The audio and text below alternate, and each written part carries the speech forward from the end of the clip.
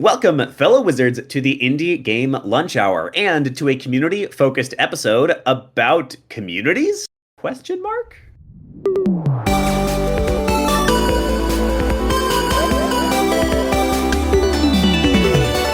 The Indie Game Lunch Hour. Welcome, weary adventurers, to the Indie Game Lunch Hour. This is our live magical podcast where we give game devs the chance to hear stories of breaking in from industry experts, as well as directly ask them questions about their areas of expertise in the second half of each episode. This is a mostly unedited recording of a weekly event we host in our Discord, Wednesdays at 12 p.m. Eastern Time, so feel free to swing by and join us for the next one to ask your own questions live.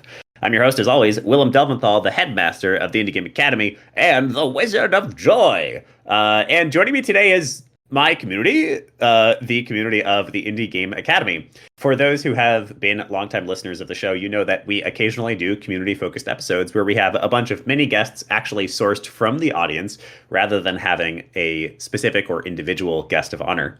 So today, we're going to be doing another one of those, but we're focusing it on community building today. So we are getting insights about community building from the community. It's very meta, and I'm sure we're going to learn amazing, incredible things. So I hope you're excited to talk about building an audience and building a community for your game. To give a little bit of an intro before I call people up on stage, community building before you release your game is quite literally one of the biggest things you can do for yourself for indie game success. It is one of those things that I find that fresh or junior developers often don't do until their game is ready to launch. So there's this cycle that I'll see all the time where they'll start prototyping, they'll start coming up with an idea, they'll start building out their game, they'll finish their game, they'll launch their game to crickets because there's nobody actually prepared to receive the game. The reality is there are so many games out there. I think if I remember the stats right, there are now over a million games on the iOS store. 62 games get released to Steam every single day. So it's just unrealistic for you to expect total strangers who don't know you and your unvetted studio to buy a game that you just released if they don't know who you are and they aren't privy to the background. So one of the big things you can do for yourself as an indie developer or as a professional developer, just make sure you are confirming this with your HR or PR team, is to involve your audience and build that community from the get-go. So from the very beginning, when you start to prototype ideas, when you start to conceive of what you might actually build, start bringing in strangers, tell them what you're working on, get their feedback, get their opinions, regularly update them, regularly involve them, and they'll start to love your game, and then they'll actually be there and be prepared to buy your game. There's a group of people that we absolutely love called Next Level Web. You can reach out to them if you ever need help doing a Kickstarter or pretty much any other video game marketing, or for that matter, tabletop marketing. They also run the podcast, what's it called? Crowdfunding Dorks? Crowdfunding Geeks? I think it's Crowdfunding Geeks. But they're just a bunch of cool guys. They have a metaphor that I really love for this, which is basically think about it like a bank. Every time you get a community member, you're putting $1 in the bank, and then you're pulling those dollars out, that bank out. You're withdrawing from your bank when you actually release your game. So if you release your game with an empty bank account, you're not going to make any dollars. If you build up the bank account, find the community members and put them in your bank so that they're actually there, actually active, actually engaged, then you'll have people ready to play your game as you release. Now, there's a bunch of ways we can build a community. There's a bunch of ways that we can grow that audience before we launch our game. But many people don't actually know how to do that, or don't have good ideas of how to do that, or don't know how to do it consistently. So we're going to bring up some of our community members to talk about how they might do that, and have some conversations about community building. So first things first, I'm going to call Victor up. Hello, Victor. How you doing today? Hello. I'm doing good. How about you? I'm all right. I'm just sipping coffee. What are you having for lunch today, Victor? Just coffee. Nice. Coffee. It's too early for any food. Indeed. I've been trying. It's so hard. I've been trying to stick to pretty regular intermittent fasting where I don't actually have food until 12 or 1 p.m. each day, and I don't eat past 8 p.m. The 12 to 1, totally fine. In the morning, I just sip a black coffee. Everything's great. Life is good. But past 8 p.m. not eating is so hard, Victor. Well, I mean, I think coffee is a appetite suppressant, right? So maybe you could just drink more coffee. That might help. Yeah. I don't know. That makes a ton of sense. 8 p.m. I just start chugging coffee. Yeah. Amazing. Well, Victor, when we have a single guest of honor in our show, we love to do our origin story as one of the first things that we talk about. So I'd love to hear from you. Where are you in your own game development career, and how'd you get there? Well, mine's pretty quick. I only started about 4 years ago when COVID hit. We had a bunch of lockdowns here, so I thought, well, I can't do my normal job, so I will do something else, and I decided to do game dev. Nice. I learned a game engine, started doing game jams, and I did a few Steam games, and I don't know, here I am working on more games. Nice. Working on more games or board games? More games, sorry, more. More. M-O-R-E. Yep. Indeed, indeed. Awesome. What caused you to decide to work on games of all the things you could do instead? Well, I've always sort of guilt tripped myself when I was playing games, like thinking, "Oh man, I'm wasting time. How can I play 4 hours of video games and justify that when I should be working or doing something productive?" Hmm. So I thought I'll make games my profession, and that way, at least when I play games, it's at least pseudo work. I have to say, Victor, that this is quite literally my favorite thing about being a game developer. I have said this many times before. I write off a lot of the video games I buy as business expenses because they literally are. The Hmm. hours that I spend playing Baldur's Gate 3, I justify to myself because this is professional research. Yeah. All of the posts that I write about when I'm talking about games, all of the people I hang out with when I'm playing tabletop games, all of that is definitely absolutely not a waste of time and is just 100% professional. That's what I would Yep. say. I mean, for me, it was I just couldn't justify playing any more games if it wasn't my profession. I don't know. I reached some sort of limit mentally. Hmm. So, Amazing. Well, I'm yeah. grateful that you're here amongst fellows professionally playing video games. Yeah. Like not being good at them, being Right. curious about them. Yeah. All right. So today is meant to be about community building. And I feel like there's all kinds of places that we could start. I think, why don't we start with just talking about some of your favorite communities? What communities are you a part of, Victor, either in game dev or outside of them? And then perhaps why? Why do you think you're a part of them? Well, I mean, we should mention IGA, of course. What an Hello. amazing community of game devs and aspiring game devs. Hmm. And there's Awesome. a few other places like this on the internet, and I think that they're the best kinds of communities where there's a mixture of people with lots of experience and people looking to get into it, and Hmm. people can have conversations across different skill levels and competencies and stuff. Yeah, so why Yeah. do you think I love to hear that? We specifically focus on multidisciplinary here, with the intent of meaning, we've got engineers hanging out with artists, hanging out with sound designers. And the reason we do that is because on most teams, unless you're really heavily siloed at like a big AAA or something, you're going to be doing that. You're going to be working with people who are outside of your profession. So I love that part of it. I love that you mentioned that already. I'm curious though, like why IGA instead of the myriad of other Discords or Facebook groups? And this is not to like toot IGA, toot our horn. This is to try to learn for the audience. Like, if we're just going to dissect it and be professional about it, why here? What Well, works? frankly, what I like to do is be a part of a lot of them at the same time. So not Hmm. to be like exclusively in one Discord, because while that's cool, you get a lot of insight, but you're still very limited in the broad scope of things.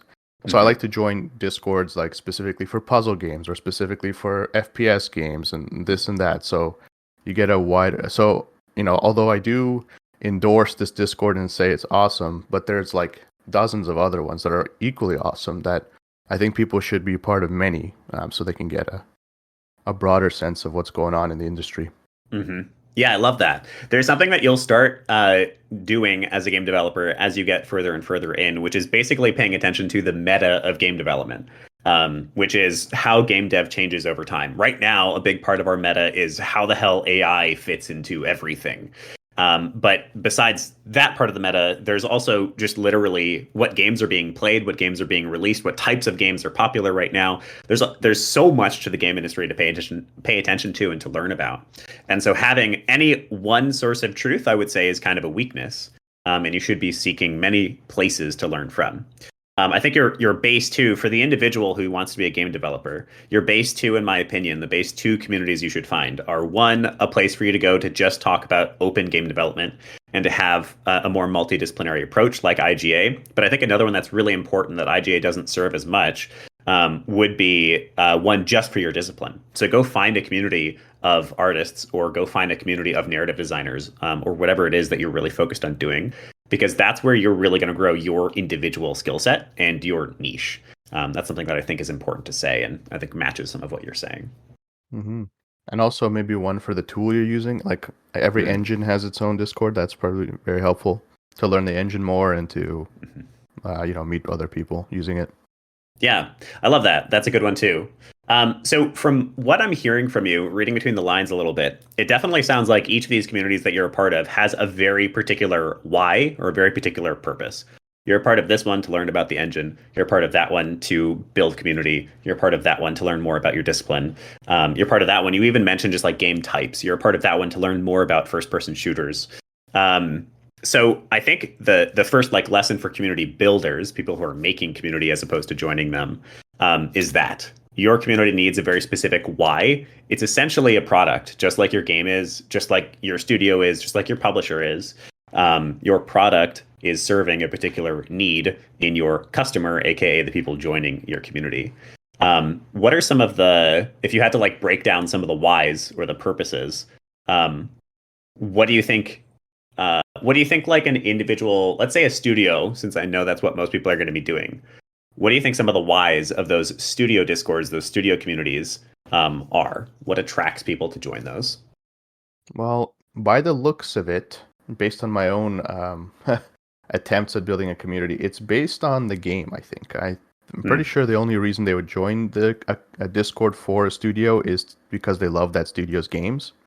And I think that's like probably the only reason. Hmm. And so if you don't have a lot of people who love your game, or if you don't have any people who love your game, it's going to be really hard to build anything. Yeah, I can't agree more. One of the lessons I feel like I learned. So, my history, those who've listened to the show know a lot of my history at this point, but I started my own indie studio. We had very, very modest success, enough that we managed to publish a game via Kickstarter. And one of the things that I feel like I learned from that experience is pay attention to how difficult it is to attract community members because apart from the fact that of course you need those people to sell your game, they're also almost your own barometer for how exciting the idea is and how good of a direction you're heading. Like you're saying, the reason that people join individual studio discords is because they care about that game or somehow that community is serving some other need for them, which might literally just be like connection, by the way, if you're a really warm welcoming place. um, but usually they're joining because they think the game is cool, as you say. So if you are struggling to get people in the door and people don't really want to join the community, and once they join, they kind of disappear, I would hazard that a big part of the reason for that is because your game is just not hooking them, and there's something wrong with the concept. The way that I learned this lesson is we did a big prototyping pass. We spent 3 months prototyping in my indie studio. We did 10 different prototypes. That was our goal. And then we chose our favorite game from among them. And we chose Tailmore, which is the AR board game we published, largely because we were internally excited about it. We were like, this is the coolest thing ever. Our like inner children were really happy. But ultimately, if I was solely thinking about it from a business perspective, my community growth, our community growth, indicated that it was not the right idea. We definitely had some traction and people who were pumped about it, but there were two ideas in particular that brought in community members in force. There was one that was basically like it was a heist game where it was meant for playing by a streamer, where the single player, the main player, was a thief, and then their audience acted as the security system. So it was actually the streamer versus their audience, and people thought that was like wild and fun and ridiculous. And then the other one was basically Animal Crossing meets Harry Potter. And that one, we had people showing up without us doing any advertising. I don't know if it was word of mouth or whatever. And we decided not to go for it because we were scared about the scope. But as far as the community building went, it was really clear that people wanted those two games and like kind of thought Tailmore was cool. So community building revolves a lot for an indie studio, revolves a lot around the excitement of the game itself. And you can think about it like its own barometer for how exciting that idea actually is to an audience. What do you think about that, Victor? You have any thoughts? I love it. Yeah, it makes sense, especially with multiplayer stuff. Hmm. People looking for matchmaking or people looking for other players to play with. So if you have a bunch of multiplayer games or stuff like that, then I suppose you get even more people. Not really sure. Just a theory. Yeah. Yeah, I would say that that's true. I'm reading the comments as we go here, and Victor just said friends of the devs shouldn't count towards community, I reckon. So anybody who comes into the community is good, yes, but I think it's a great point that like if you're trying to use your community building as a barometer, your personal friends just don't count as much. Because like they're there for you, they're not there for your game for the most part. Navarian mentions in the chat, or asks in the chat, how do you put those prototypes in front of your audience? Which I think is essentially the same question. How do you build your community? So to give you guys some perspective on what we did at Delve Bros, is we first of all had some kind of staple event. That is exactly what the podcast is here at the Indie Game Academy. Having a staple timed event that happens every week or every 2 weeks or every month, ideally, I would say honestly, it's at least once a week, at the same time every week and consistently every week without fail, is a great way to make sure you have at least a base engine for your community, a base why they're gaining something every week, and it always happens. That keeps the community alive. Because there's kind of two problems that you run into, which is one, how do I get people in the door? But then two, how do I keep them engaged?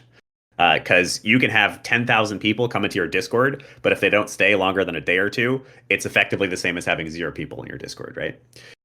So you need a way to bring people in, which we'll talk about that, I'm sure, as we go, but you also need a way to keep people active. So, Navarian, how do you put those prototypes in front of your audience? We simply had a weekly playtest. It is a nice, easy one for all of you. If you don't already do it, do it. It's excellent for your design. It's excellent to keep your game growing and getting better, but it's also a core part of your engine for your community, a core event, a consistent event for people to come to and hang out at. So every single week we had a playtest. Because we were going through a bunch of prototypes, that also meant that every person who got kind of attracted to one of those games wound up in our Discord and then was there and available to play other games. We definitely at first struggled to have enough people to play test with. During that phase, a lot of that is personal friends. A lot of it is dropping links on your own personal Facebook. A lot of it is just reaching out to buddies that you might they might be willing to play. And a lot of it is just straight up like legwork. Like think about it like door-to-door sales, except in the digital age. So it's going to other Facebook communities and asking if anybody wants to come play test. And if they say yes, then you DM them the link to your Discord. It's going to other Discords and doing the same thing. It's going on LinkedIn and literally targeting people. It's a little weird, but I think mostly it's okay as long as it's not too much. Targeting people that you think may be willing to play and just asking them, being like, hey, I'm glad we connected a couple months ago at GTC. I'm working on this game right now and I need play testers. Would you be interested? So basically, do a little door to door, get them in the door, run those weekly play tests, get them to play test, tell you what that's like something that they're going to enjoy. If you're wondering about that why that I talked about, by the way, the why of somebody playtesting is because now they feel like they're a part of the development process. Now they have contributed to the game. Now they are the game developer. Interestingly, your first community members are almost always other game devs or other aspiring game devs. That's just always how it goes. Amazing. Victor, I'm curious if you have any questions about community building. I don't know. I mean, the question that's on everyone's mind probably is just how to build a community, generally speaking. But I think the answer is sort of self-explanatory. You just make more games and try to get people enthusiastic about them. So I'm not really sure. I don't have a specific question. Yeah, I'm going to call Rick up to the stage here. Rick, if you're willing to come up on stage, because Rick, I think, is one of the other people in this room. And actually, Jess, tell me in the chat if you're willing to come up, because Jess is our community manager, and I think we'll also have some thoughts. Because, definitely, nobody knows who Rick is. Definitely the biggest question is like, how do I make a community? And ultimately, that is a massive question and can cover... we could spend so long on the individual ways of doing it. But in my mind, and Rick, I would love you to respond to this. In my mind, it's very simple. In my mind, it is you find people who might be interested, you ask them to join your community, and then you keep them engaged. And that's kind of it. What do you think, Rick? So you definitely it's simple enough to say, just keep them engaged. But that's like saying just make a game. Like there's a lot of different steps and explicit tactics that you have to think about. Hmm. Whether it's making sure that the development team and somebody who's representative of your studio is active and engaged with your audience when people are making comments. It's not just the community members. It's like on Blizzard forums. Everybody gets super riled up when there's a blue post. So you have to make sure that you're engaging with them. So yeah, and if you give the people who are a part of your community a chance to feel like they are actually a part of the development, then Hmm. you can get them to feel that personal investment. And not only do you get the reach to who is in your community, but you also get that second degree of separation reach where when your game comes out, they're excited about it and they tell their friends. Hmm. Yeah. Yeah, I really love that. Jess, please jump in if you feel up to it. I think I love well, just build a community is the same thing as well, just build a game. It's very true, and it's the reason that there are people whose entire jobs, hi Jess, is to build community because it Hello. can be hello, it can absolutely be as many hours as you want it to be. You can easily spend 40 hours a week community building. I think what Rick you said is really powerful, which is to kind of involve them and make them feel like a part of the game development. And I don't say that transactionally, by the way. I'm not saying make them feel as in like lie to them. I'm saying literally involve them, literally make them a part of the development process and value that and be grateful for that. And they will be so excited about that. The thing is, like I said, a lot of your first community members are going to be game developers and they're going to be aspiring game developers.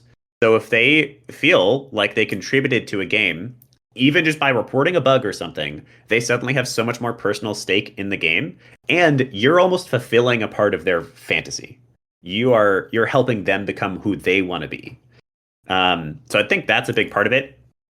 I'd love, Jess, if you want to get into some of like your ideas on actual implementation.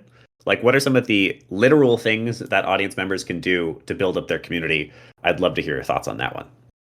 Well, I think it's really important if you're leading a community to be active in the community and engaging and listening to what the community wants and also be open to feedback. I think that that's something that can be really hard when something's not working to understand why it's not working and trying to pivot to something that is working and always listening to what the community wants. I mean, it's not always possible to change everything because everyone's individual, everyone has different needs and wants and different visions.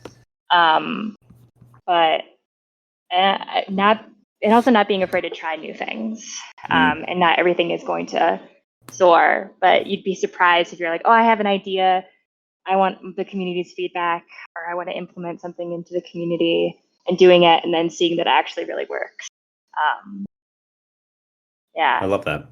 Yeah, I I think think just being like really engaged, I think is the most important part because nothing will diminish a community more than inattention, especially like for the people who are, there from the beginning, or it's important to have retention for new people as well as people who keep coming back. I mean, we have community members in IGA who've been here since the beginning. I mean, shout out to Hamna, Hamna. especially. She wants to come up and say some things about community too. I know she knows a lot, but I feel like you can see communities kind of start to suffer when the people who are there creating it aren't as active, and then they just let it think that it's going to run for themselves, and it really doesn't. It really requires a lot of the back and forth too. Yeah. I think I want to throw this in. I'm seeing Rick unmute himself. He's itching to talk, and I'm so excited, Rick. But I just want to throw this out there. One of the things that I heard there, Jess, that all of you as game developers can relate to is essentially iteration. You're not going to get your community right away. You're going to put on events that nobody cares about, but you'll slowly get better at it, and you slowly figure out what your community wants and needs. For instance, we did our challenge jams once a month for a period of time, which was like, you're going to get practice in this specific things and do a jam. People loved the first one. They liked the second one. They got a little bored by the third one. And so we learned something. We learned that a jam every single week, every single month, excuse me, is a little too much for our community, especially at the size that it's at. And so we had to adjust. And now challenge jams had turned into just regular old jams that we run once a quarter. So iterate with your community as well and listen to them. I think your point, Jess, that inattention is one of the fastest ways to kill a community is so true. I can feel a palpable difference on our Discord when I'm really burnt out and don't have the capacity to give the community much. Those weeks, there's definitely less going on. There's less energy. When I can be there, when I can be engaged, there's more going on. There is more energy. And that is, by the way, one of the reasons that it is really important to offload community building as soon as you can. You should always be a part of the community, of course. But you want people like Jess here, like Rick here, like Hamna, hi, thank you, to continue to perpetuate the community without you, because you're just not going to be able to do that all the time. Rick, you want to jump in with something there? Yeah, you said exactly what I was trying to say with the offloading. As developers, it's very easy for us to get sunk into the process of building our game and working on the mechanics and managing the team. And then, you put up a community Discord and you have somewhere for everybody to land. But your bandwidth is limited. Ultimately, you can only do so much yourself. So making sure that you bring somebody in who it is their focus to make sure that the community is active. They are the conversation starter. They are the event starters. They're the ones who keep your playtests, your weekly playtests going, and they send you that message on Wednesday afternoon saying, "Hey, playtest day today. Make sure you show up." Then you're just like, "Oh, okay." It's very easy to neglect your community unless it's something that you just naturally go into. But a lot of us as developers, as the makers of the tangible software product, it's not something that our minds are in because, we very easily, fall into our little corner of the world and we like getting into deep flows, which involve not talking to anybody. And that's the opposite of what community building is. So it's very important to have a dedicated person on your team who their focus is engaging the community members. Yeah, and especially, we're indies here. Hello, so we have very little money to throw around. So it's hard to be like, yeah, just go get somebody. That's like no big deal because many of us don't have the money for that. But especially if you have those super users who really care about what you're doing and really believe in your vision, you can absolutely have Discord moderators and similar things that don't involve money. You can absolutely have volunteer positions. Be extremely grateful for those people. Do whatever you can to reward them and value them. But especially when you're really young and don't really have a budget, there's nothing wrong with asking for a little bit of volunteer work on that front. So if there is somebody who you think is willing to do that and who you think would do a good job, establish some kind of simple ground rule. If you could spend just an hour a day in the community, I would love that. We'll call you a moderator. We'll give you X, Y, and Z. And then at some point, we'll perhaps roll this into a community management position with an actual paycheck.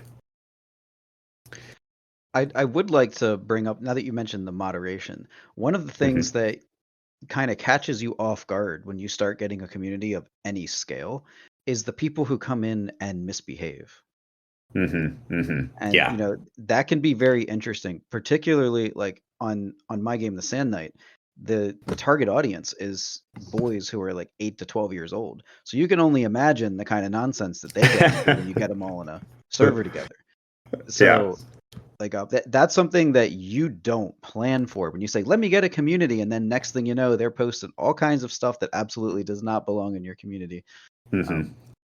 One thing off topic, other when it gets to like stuff that's very inappropriate, like, yeah, Jess, we don't need to talk. I don't think we should talk about this, but to throw it out there, Jess and I have been dealing with this, especially Jess, honestly. Thank you, Jess.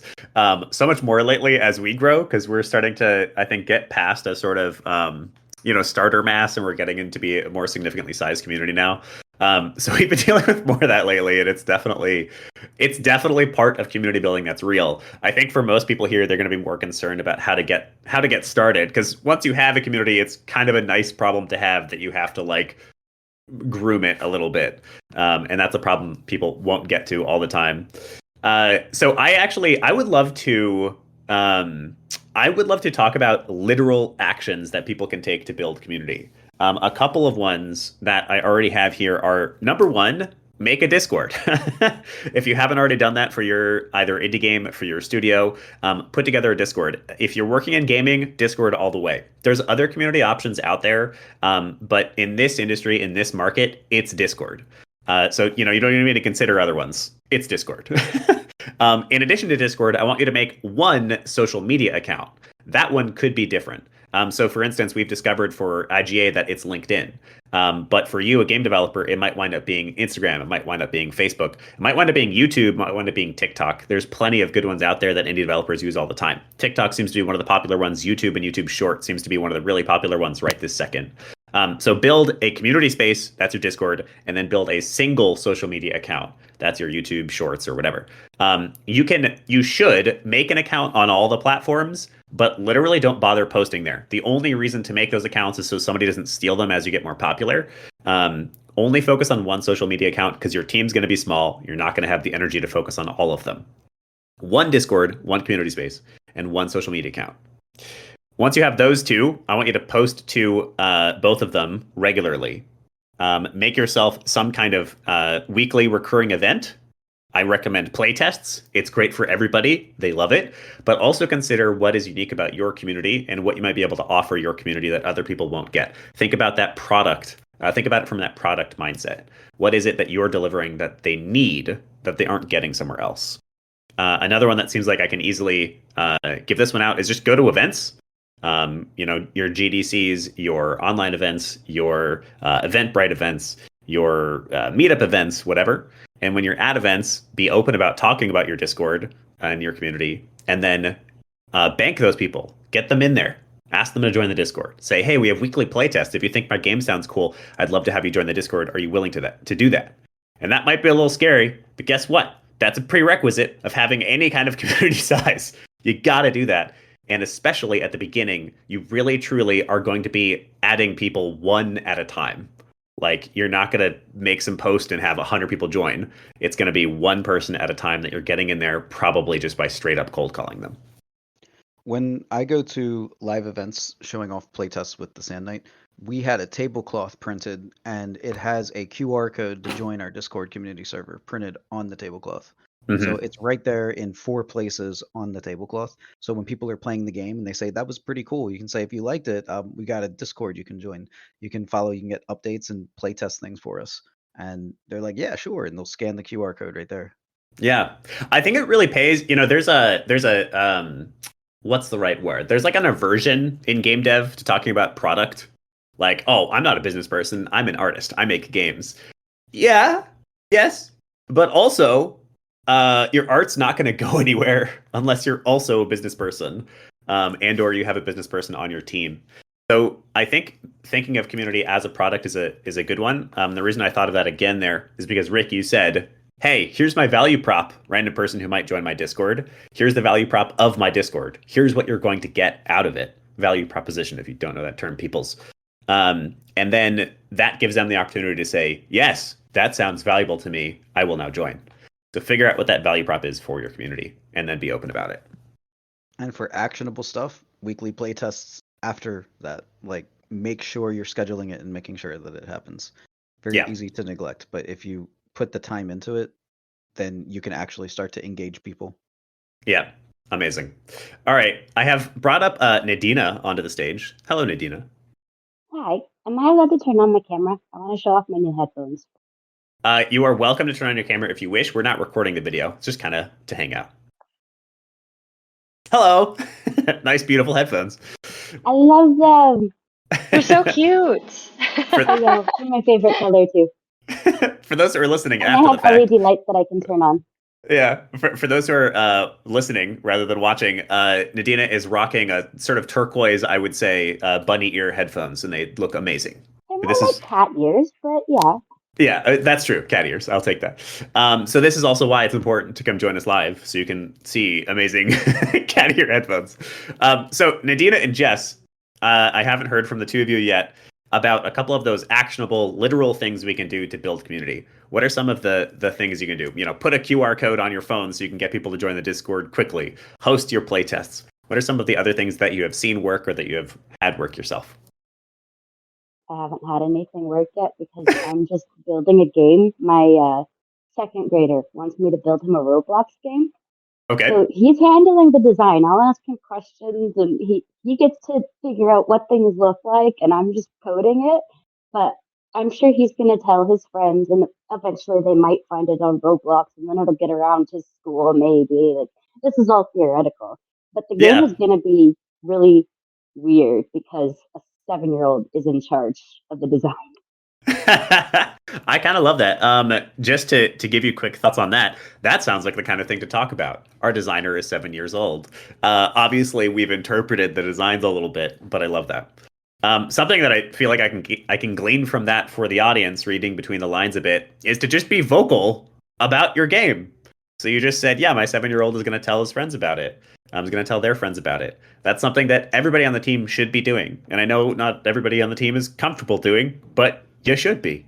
And then everybody on the team, when you sort of hook a fish, when someone's like, "Ooh, that sounds interesting," you say, "Oh, great. Would you join our Discord? Because we have these cool things. Here's our value prop." And you expressed interest. We'd love to have you in there. Do that every time. Jess? I think this might just be a bit more specific to the way that IGA works versus a Discord for a game, but really leveraging your community members, I think, is really important for not only retention, but just getting more people into your server too. I mean, we're frequently having community-led events, and those community members will bring their own friends in because they're sharing on their own social medias that they are hosting a class, doing a tutorial, doing their own play test, and it brings other people into the community. And then they can see how awesome your community is, and it continues to grow organically. Mm. I think that has been a really instrumental way that we've been able to get more people to come in and are, for the most part, or maybe even I would say like 99% of our growth is completely organic because we're not part of the Discord discovery or any of those platforms that put IGA out there. It's been almost entirely word of mouth, Mm-hmm. which especially I when you're feel a like smaller community is Mhm. almost the only way you can get people in the door until you hit a certain benchmark. Um, of course, there's other ways to do it, but Mm-hmm. um, I feel yeah. like Palia just recently did something similar where they were just having their community members, even if you don't plan on going through Steam because they're releasing on Steam, they're like, just wish list us on Steam. And if you get X amount of wish lists, we'll give you this frog plushie in game. But its scale, it gets bigger the more people wish list it on Steam because it's already available on PC and Switch, but they want it more people on Steam, obviously. So like using their community members to like rank it up and be like advertise, get people to wish list this. We'll give you stuff in the game. I love that. There's a okay, this is gonna sound really transactionary or something, maybe negative, but I don't mean it that way. I love all of you. There's that old Napoleon quote where Napoleon says, like, not Napoleon Bonaparte, Napoleon the general, who says, a soldier will fight long and hard for a bit of colored ribbon. That can be viewed very negatively, but I want you to view it positively because it's true for your community members. When you just reward people, when you say thank you, when you say this person is awesome for doing this, that can be as much as a lot of people need to help you out. It doesn't need to be it doesn't necessarily need to be financial. Victor says IGA ribbons coming soon? Question mark. Actually, maybe. We might be announcing something about that on the 28th. Jess's point, and to sort of combine these ones, community engagement or community involvement is so big, and it doesn't need to be anything particular. You can sort of let them figure out what it is a lot of the time. So even in your smaller communities, or your indie studio communities, as you build out that community, you can absolutely ask community members to run events. You can absolutely steal that from IGA. You can have them, just stream a bit in your community or something like that. You can have them talk about a feature that they really want. You can have them present a game in a similar genre that they would love you to take features from. And all of that comes from just asking your community to be involved. Just saying, hey, we would love for some community run events, or we would love for some people to represent us at GDC, or whatever. And if you just ask, a lot of the times people will say yes. And then the way that you get more people to say yes in the future is you just reward them. You give them that piece of colored ribbon. Maybe you give them a special role on the Discord, or you even just shout them out in the announcements channel and you say, hey, thank you to this person for doing this awesome thing, or you make pins or whatever. Just like saying thank you in a myriad of different ways and deliberately, openly asking your community is a huge way to get involvement. They then feel closer to your community, and then they're bringing in their own people via word of mouth into your Discord and into your community. So that's a big one, I think. Thank you for bringing that up, Justin and Dina. I love that. Victor, I also wanted to call you out. You mentioned just in-game CTAs. Want to tell us what that is? Yes. I was just typing out some suggestions for how to get more community members. One of the things that I always do for all my games is have a Discord link or like a Twitter link or something in the actual game. They click on it, it opens up Discord, or opens their browser or something like that, or just copies it to their clipboard. But I think like if you do lots of game jams or you make lots of games, that could be a really good way to encourage people to join. I've had a couple dozen people join through clicking on the link in a game before. Yeah, that's a huge one for sure. In-game call to action, or CTA, just literally put Discord link in there. And remember, once again, think about it from a product mindset. So when you put that link in there, don't just put a link there. Put hey, do you want a community of wonderful people? Hey, do you want a community to talk about this game with? Hey, do you want to get exclusive access to footage before we release updates? Whatever you can do to give value to your community makes more people likely to sign up. But absolutely put in-game call to actions to get people to come join. That's a big one. My bad. Sorry about that. Slack message. Okay, so we are coming to the end of the episode. I have written down all of our literal advice. Community advice. Here we go. All right, I'm going to read it all out for you one last time, and then together we're going to decide on a homework assignment for listeners. So here are some of the literal actionable things you can do to build a community. Number 1, make a Discord. Number 2, make one social media account that you are regularly posting to, showing footage, showing updates, etc. You can make accounts on all the other platforms, but really just focus on one. You don't have time to do all of them. Better to master one than to be kind of meh at all of them. Number 3, host weekly playtests and or recurring events.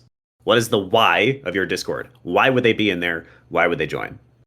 Number 4, go to events. And when you go to events, have a physical QR code or some other easy way to get people into your Discord as quickly as possible. Number 5, or maybe like a 4A, have your value proposition ready. Know why people would want to join your Discord and actually pitch it to people anytime somebody mentions that they might be interested. Number something, I've forgotten now, I think 5, actively add people to the Discord. That's basically what I just said, meaning anytime somebody expresses interest, just ask them to join and get them to join if they seem interested. You can be 35% salesy. It's okay to be a little salesy. Number 6, in-game call to actions. That's a great one. If you're building a game, put it in your game, put it on your home menu, and give them a real reason in the game to join. Hey, get early access to updates about the game, or whatever. And the last one is community lectures or community engagement. Actually involve your community. Give them those pieces of colored ribbon in building your community. If somebody really loves your space, they're going to be more likely to contribute to building the space further, and just ask them what to do.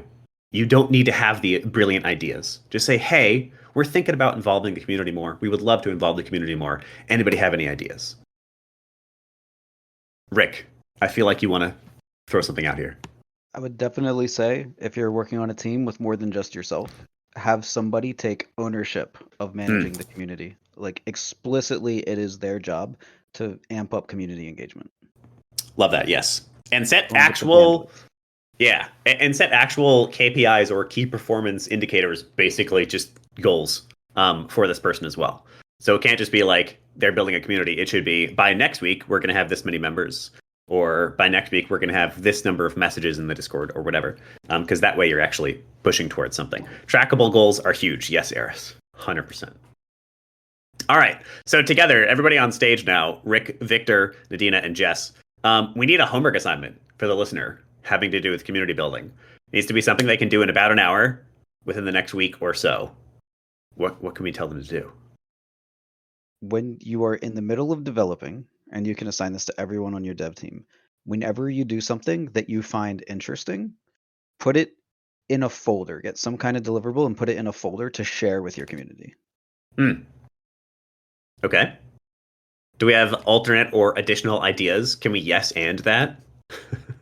Similar to that, anytime you make something work, or even every time you break something in the game, share it and be like, we goofed. We're going to fix this. Stay tuned. I love that. Yes. Awesome. Anybody else want to add to that? I'm gonna kind of condense it into one assignment once we get some thoughts. Anybody else want to add to that? All right. So what I'm hearing then is next time you're working on a game.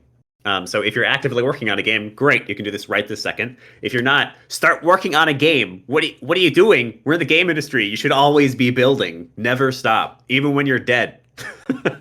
All right. So next time you're working on a game, whenever you have something interesting happen in your game, whether that be a blooper, I think that's a great point, Nadina. Like if something breaks in a hilarious way, or whether you add a new cool feature, or whether you just think something might be interesting. And by the way, a lot of what you do is way more interesting than you think it is.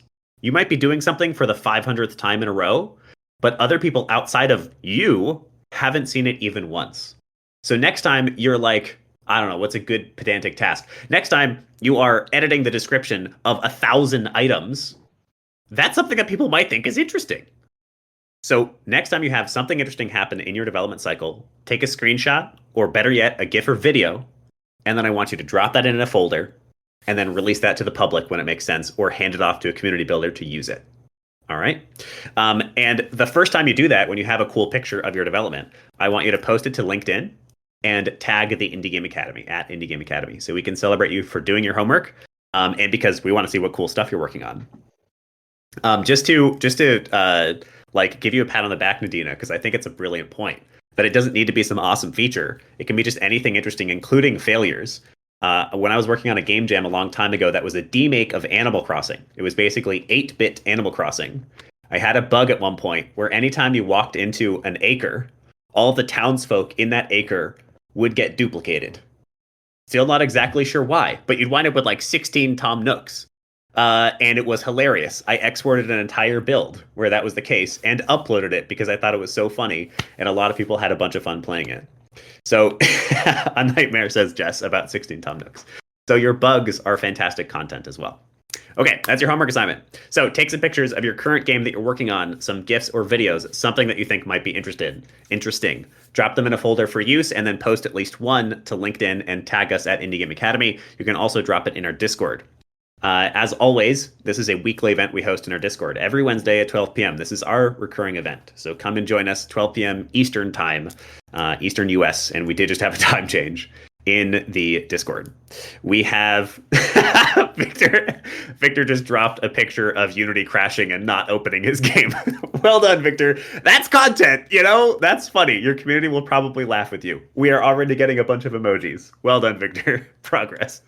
Okay, so we're here every Wednesday at 12 p.m. Eastern time. There are links to join our Discord down below. We would love to have you in here. It is a wonderful place to learn and grow and just be in kinship with other game developers who are kind and good and generous. All right, that's going to be it. We'll see you next week, Wednesday at 12 p.m. For all of those who got on stage and let us pick their brain a little bit, thank you, Rick. Thank you, Victor. Thank you, Nadina. Thank you, Jess. That was awesome. To those who listened, thank you for listening. To those who asked questions, thank you for asking questions. As always, if you enjoyed this, we ask that you send it along to just one other person who might enjoy it too. All right, that's going to be it. We'll see you next week. Goodbye, everybody.